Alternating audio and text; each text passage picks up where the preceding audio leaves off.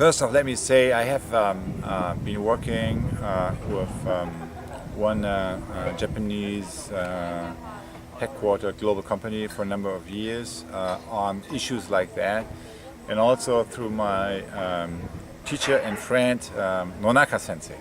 I have learned a little bit about Japanese company and Japanese management philosophy. So I'm very appreciative of the opportunity to reconnect with the Japanese context through your question and some of the practitioners who may be watching this clip.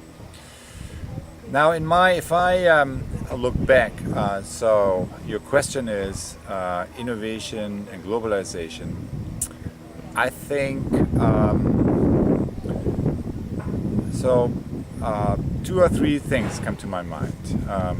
One is that in terms of innovation, it's often thought about in terms of product innovation or innovation of services, but when you look at the big disruptive changes that we are seeing, it's really innovations in terms of not only some of the components, but the entire architecture, how a system is working. So architectural innovation, particularly architectural innovation in terms of the entire ecosystem.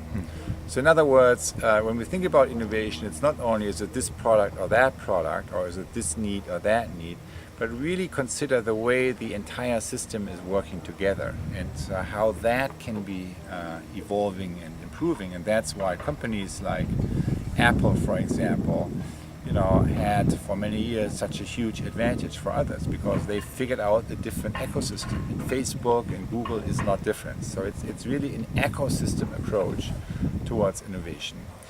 And that's really the challenge in some of the leading companies in the West, as well as in Asia, like Alibaba in China, kind of the biggest internet-based company. So that's one observation. And the other one is that very often, and I work with a bunch of companies and larger systems and governments, and also, have been working for the last few years with the World Economic Forum in Davos.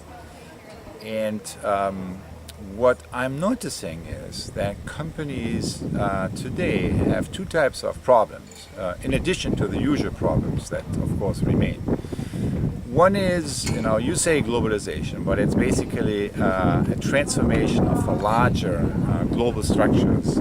And you could also say it's the transformation of capitalism, the way that capitalism works and how all the different institutions across the global economy work together. That's one.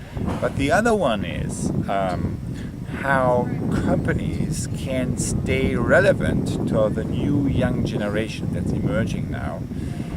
Not only as in terms of workforce, but also in terms of new customers and in terms of new societal context that they are dealing with. And very often, so I teach leadership and innovation and sustainability at MIT. So I meet often mid-career executives, including from Asia, among others also from Japan, although not primarily, who tell me that they are greatly under-inspired by what their companies are asking them to do. So, in other words, the companies today have a dual challenge. One is to connect with the transformation of the global system of capitalism around us, and the other one is to connect with the rapidly shifting awareness and consciousness and way of being or aspiration of a lifestyle that the young generation has, that currently enter and exit university, enter the workforce, and that often is referred to as Generation Y or millennials. It's the people below 30. I don't know whether that also applies for Japan. I have not been active in Japan as of late, but I know from the World Economic Forum that this challenge is a challenge that basically everyone is sharing.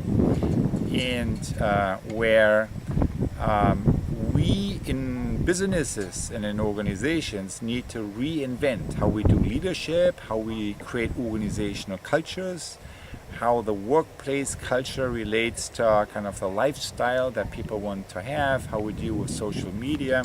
Basically, the younger generation is no longer willing to, climb up the ladder before they have a better life, and is no longer willing to, basically leave their personal identity and their social networks outside of the workplace and then form an entirely different institutional identity inside the company. That used to be the case in earlier generations, no longer is. And I think that's a relevant challenge. And even though it may not be a problem in Japan, which I don't know, if you want to go global, if you want to connect with the forces of globalization, it is a problem that all global organizations have today. And that's the second thing it's a second dimension to point to, and it really requires from us, the leaders, the innovators, the change makers, and across all institutions, it requires from us that we lead in a different way. That's more personal, that's more authentic, and that's based on shifting the inner place from that I operate, from a place that's driven by ego and me, to a place that's more characterized by we or by eco, which is kind of a well-being that's shared by the whole community and not only by myself. I think those are the big challenges, and what we see today is the emergence of a new class of companies, which are hybrid companies, which are basically business organizations with a social mission. So so the purpose of those companies is not just profit. Yes, they create profit, but that's not the highest purpose. The highest purpose is to create a better world, to make the world a better place, to have a positive impact on the social and sustainability issues that we have. And that's the story. And to allow all stakeholders, including the workforce, to engage in a lifestyle that's based on collaboration and fun rather than stiff and, in some straitjacket. And that's really what people want, to put it in simple terms, and what they don't find in most global organizations today. And that's the big challenge. I think waking up to the forces of globalization and of personalization and localization, because globalization today really means to be multi-local. I mean, that's the real. So you need to be globally efficient and locally relevant as a local, as a citizen, as a participant in local communities.